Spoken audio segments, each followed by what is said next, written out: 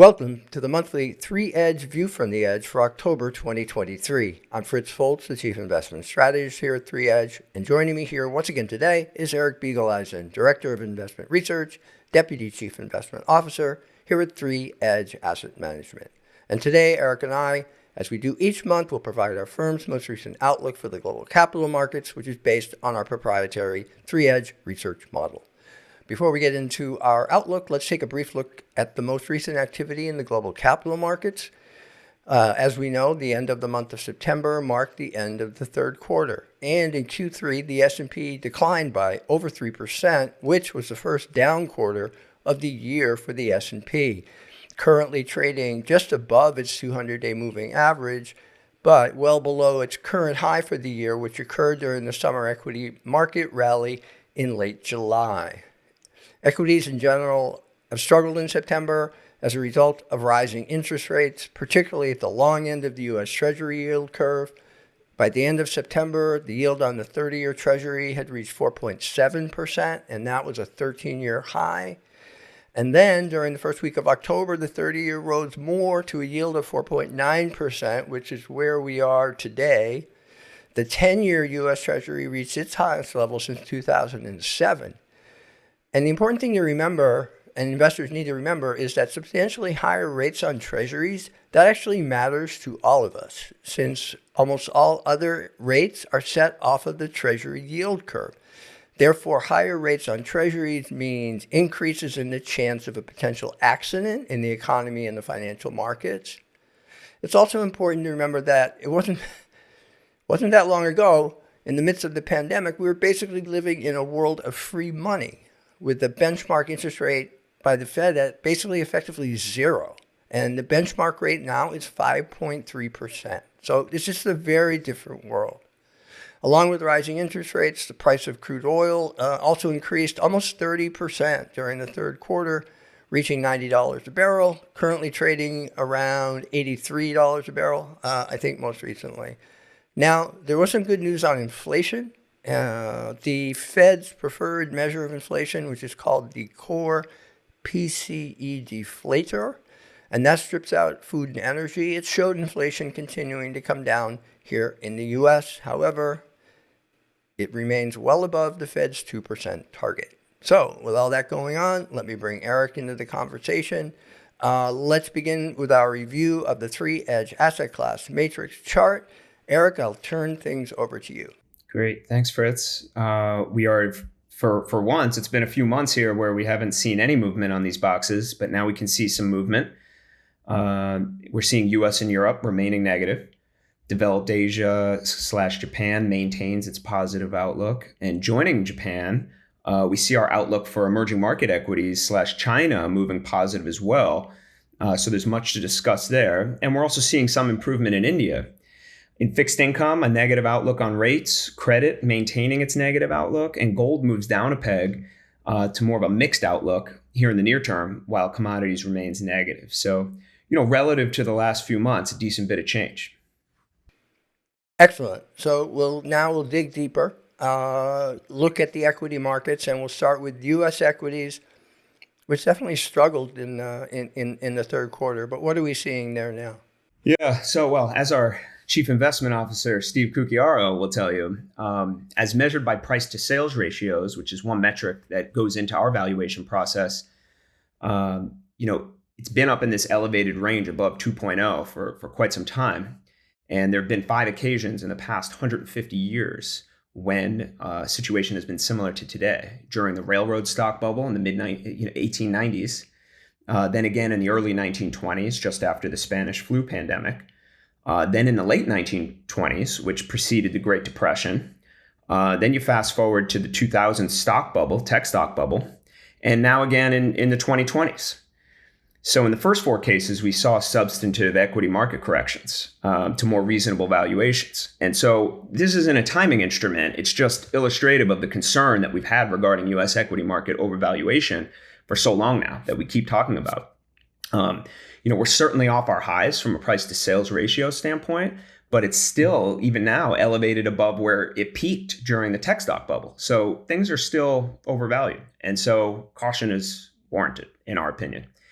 Beyond the overvaluation, of which price to sales ratios are a part of, our model research is also showing negativity towards U.S. equities from the continued rise in T-bills, and more importantly, as you just touched on, from the rising bond yields that we've seen. So overall, negative outlook remains.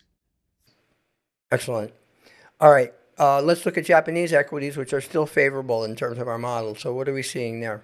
Yeah, I mean, they were down in Q3. Japanese equities held up better than other major equity asset classes and produced a positive return for the quarter on a currency hedged basis. So for now, the Bank of Japan, that is the Japanese central bank, has kept its benchmark interest rate below zero and has maintained a cap on bond yields, pressuring the yen to weaken.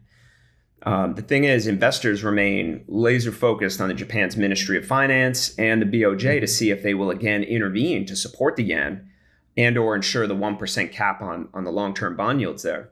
So the Japanese yen has approached and flirted with this 150 yen to the dollar level, while the 10-year yields have continued to climb. They're up over 80 basis points now, which is big for them. And we've seen unannounced JGB, Japanese government bond purchases by the BOJ recently.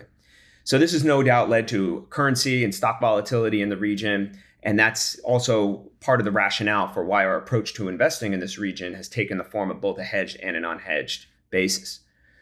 Beyond that, other positives include, healthy corporate earnings, increased share buybacks, concerted effort by the Japanese government for corporate reform. So outlook remains positive here.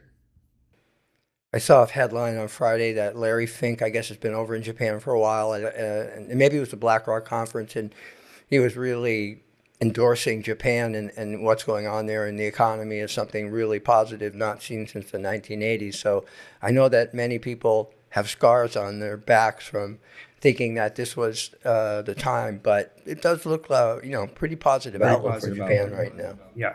So let's look at Europe, where the outlook is far less positive. That's right. Yeah, European equities declined in the third quarter, likely due to the stubbornly elevated inflation and the slowing economic growth prospects in the Eurozone.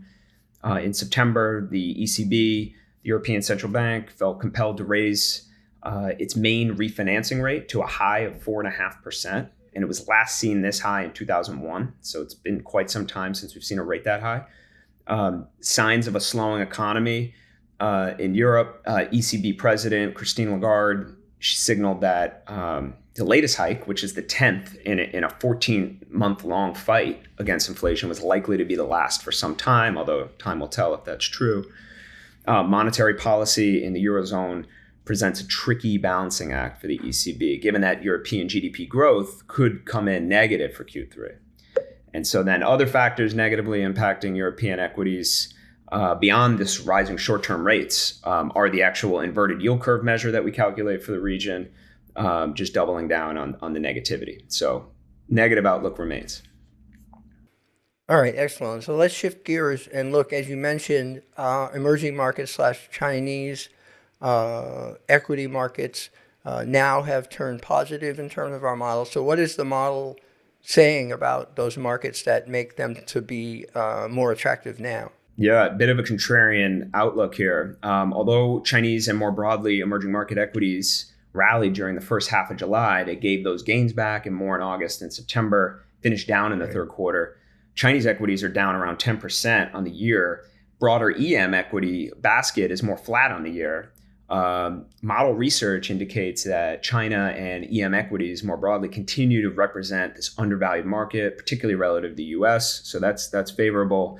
Now, keep in mind, from February of 2021 through to October of 2022, Chinese equities fell about 63%. Broad emerging market equities down 36% over that same period. And while we saw a short-lived rebound following the government stimulus measures in Q4 of last year, that did little to stem the trend back down through much of this year. So no doubt things can get worse, but perhaps they could be poised for a potential rebound now, as recent price declines may already factor in much of the negative news surrounding the region. We've all seen the headlines: geopolitical tensions with neighbors in the US, property market woes, the failure to turn the COVID lockdowns into an engine for global growth. So if all that bad news is factored in, perhaps there's a bit of a floor here. In addition, economically, more as like a catalyst here, we're seeing this rising short-term yields in the region, which could be indicative of the potential for growth in emerging market economies. So taken together, the model has a positive outlook, though it is worth mentioning that any potential setback in the U.S. would likely impact this outlook, and therefore we'll be watching that closely. Yeah, but the model does have a pretty good history when it gets into these types of situations. And I sort of describe it as, well, you're looking at the U.S. equity market and you see a market that's much less attractive from a valuation standpoint. And so you're trying to bang out some return without exposing yourself to those equity markets that are so dramatically overvalued. And yeah, as you said, you have to be ready to say, okay, we'll exit this if that's what it takes. But I think it's a good risk-reward trade-off potentially here. Yeah, so it's an interesting story. Lastly, India. Yeah. What are we seeing there? So the yield curve measure that we calculate for India is slightly positive, which is a good thing there. More significant steepening in the yield curve could signal higher economic growth and support Indian equities in the months ahead. The RBI, or the Reserve Bank of India's attempts to reduce inflation through rate increases has largely been successful, but the valuations do remain uncompelling. So the outlook is a bit more mixed now, which is actually an improvement from the negative outlook we've had for the prior several months. So this is all very supportive and in the direction of this overarching positive view we have in emerging market equities. Excellent. All right. So let's exit the equity markets, take a look at the fixed income and the bond markets, where, as we've already discussed, we saw U.S. Treasury yields, particularly in the long end, really back up, particularly over the last 30 days. Yeah. And it's kind of interesting because I remember yesterday you and I were talking about how Wall Street strategists are sort of divided as to, okay, yields are high enough now that you want to go out and take on some duration, while others saying, no, we're not there yet. So very divided. But what is the model telling you? What are you seeing in terms of bond market? Yeah, well, we did longer dated treasuries, like you mentioned. They took a beating in the third quarter as yields surged at that long end of the treasury market, the 10 and the 30. The problem for the bond market is that the U.S. economy and the labor market remain somewhat resilient, even in the face of this aggressive monetary tightening. And investors are concerned that the Fed may need to keep interest rates higher for longer to combat inflation, which is coming down, but as you mentioned, still well above the Fed's 2% target. Also weighing on U.S. Treasury yields is the government's large funding requirements, which means an increase in the issuance of treasuries, while at the same time the Fed is no longer purchasing treasuries for its balance sheet. So more supply and less demand. The market outlook for yields is all over the map, like you just referenced, with some believing the worst is behind us, while others believe it's possible the Fed may bring rates to 7%. So given that, we just continue to favor shorter-term U.S. Treasury instruments. They're earning an attractive yield with relatively low duration and credit risk, and serve as dry powder for opportunities when they present themselves. Okay, so what about the corporate bond market, referred to as the credit markets? What are we seeing there? Yeah, not a lot, not a different change here than anything we've been saying for quite some time. Negative outlook for U.S. equity market, and so we continue to maintain our cautious outlook for credit markets in the near term. All right. Well, then let's shift gears again and look at real assets, which are, they're an important part of our investment universe. So what are we seeing there, starting with gold? Yeah, price of gold declined in the third quarter as well. We saw real yields, that is inflation-adjusted yields, continue to move higher, and the U.S. dollar continue to strengthen. So these are both negatives for real assets that are priced in dollar terms. However, should real yields stop rising or trend sideways and or begin to decline because of falling U.S. bond yields, rising inflationary expectations, or renewed monetary easing by the Fed, then we would expect the outlook for gold to change to be a bit more positive. But in the near term, not so much. So that's interesting because that links gold to the yields that we're seeing in the treasury market. Because what people might say is, well, they're so high now that, they might cause an accident, in the markets or the economy. And at that point, the Fed would have to back off. And if we got in that scenario, then gold could potentially move much higher. So it's interesting, the connection between those asset classes. All right. What about the commodities market? And I guess particular, maybe we should look at oil prices. But what is the model seeing there across the commodity landscape? Yeah, and you touched on oil hitting that high of 90 recently. Energy prices do remain elevated, contributing to the potential for inflation to remain elevated globally, and making the job of central bankers' inflation fighting mandate that much more challenging in the months ahead, as they're forced to stay tighter than market participants anticipate. While the threat of a slowdown in the global economic growth weighs on commodity prices, along with the strengthening US dollar, the supply shortages we've seen so far, along with continued geopolitical uncertainty, may provide support. So you take it all together, and it's still a negative outlook overall, but you could see a world where things could swing another different way. There's a lot of moving parts here in the commodities model. All right, great. So one piece of breaking news, at least it was breaking news yesterday on Friday, is we got the jobs report, and it was much larger than anticipated. It was something like 330 some odd thousand, and the consensus was for half that, maybe 170,000. So it's a very big number.